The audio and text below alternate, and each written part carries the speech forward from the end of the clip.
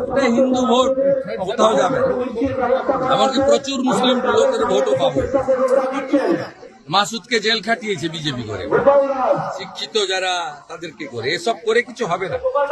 কত কত এবারে একবারে সাফ করবে, শুধু নন্দীগ্রাম নয়, গোটা রাজ্য থেকে এই হিন্দু বিরোধী সরকারকে, নারী বিরোধী সরকারকে তুলে ফেলবে, ভারত বিরোধী সরকারকে। আমি সকালেই রাত্রেই জেনেছি আমাকে মুকুলদার যে প্রাক্তন সহায়ক ছিল স্বপন আমাকে রাত্রে 2:30টায় জানায়। তারপরে আমি সকাল থেকে খোঁজ খবর রেখেছিলাম, আমি সোশ্যাল মিডিয়াতেও দিয়ে শ্রদ্ধা জানিয়েছি।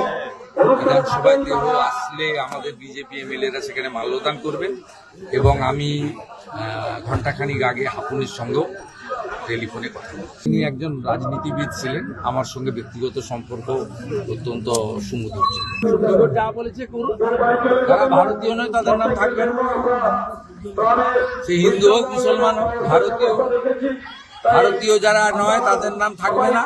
আর যারা শরণার্থী হিসেবে হিন্দুরা বাংলাদেশ থেকে এসেছেন তারা সিএ এর আওতায় নাগরিকত্ব পাবেন এবং তাদের নাম ভোটার লিস্টে থাকবে। আর বাংলাদেশে মুসলমানদের নাম থাকবে না। এসআইআর তো একেবারে শেষ। বাংলাদেশ থেকে আসা প্রত্যেকটা হিন্দুর নাম ভোটার তালিকায় থাকবে, কারণ তারা শরণার্থী। আর বাংলাদেশ থেকে আসা প্রত্যেকটা মুসলমানের নাম বাদ যাবে, কারণ তারা ভারতীয়।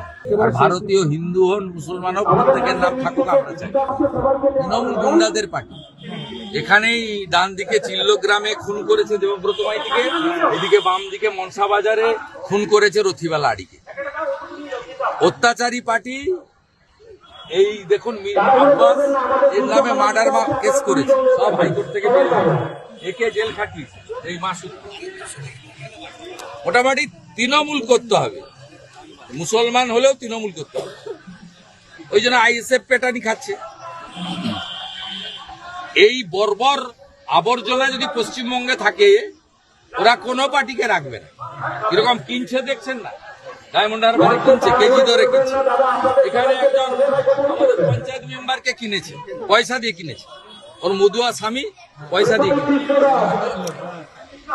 ওগুলো সেগুড়ে বালি, সেগুড়ে শুভেন্দু অধিকারী আছে। এপ্রিল মাসের পরে লাইন দিয়ে তৃণমূলের পঞ্চায়েতদের বিডিও অফিসে আর ডিএম অফিসে গিয়ে রেজিগনেশন করতে হবে। 17 সালে ত্রিপুরার মতো।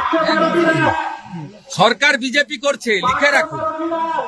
আর সরকার বিজেপি করার পরে এপ্রিল মাস তো আর 2 মাস, তারপরে দেখবেন পরিষ্কার। আমি আপনাকে বলছি, নন্দীগ্রাম 21 সালে যেটা বুঝেছিল আজকে গোটা বাংলা বুঝছে। গোটা বাংলার লোক বলছে নন্দীগ্রাম ঠিক। এরা তো মুখ্যমন্ত্রীকে ফেলে দিয়ে আমাকে গ্রহণ করেছে।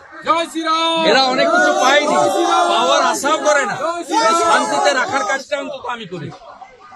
এই যে খেলা মেলা নিজেরা চাঁদা তুলে সব মিলে একটা ধর্মীয় অনুষ্ঠান করছে, প্রসাদ খাচ্ছে, পায়েস খাচ্ছে, পুজো দিচ্ছে, প্রণাম করছে, মাথায় সিঁদুর, নাম হচ্ছে, সংকীর্তন হচ্ছে, ভজন হচ্ছে, এই যে আনন্দের মধ্যে আছে। এইটা হচ্ছে এখানকার বিধায়ক শুভেন্দু অধিকারী আছে। হ্যাঁ বলেছি, রাষ্ট্রবাদী যারা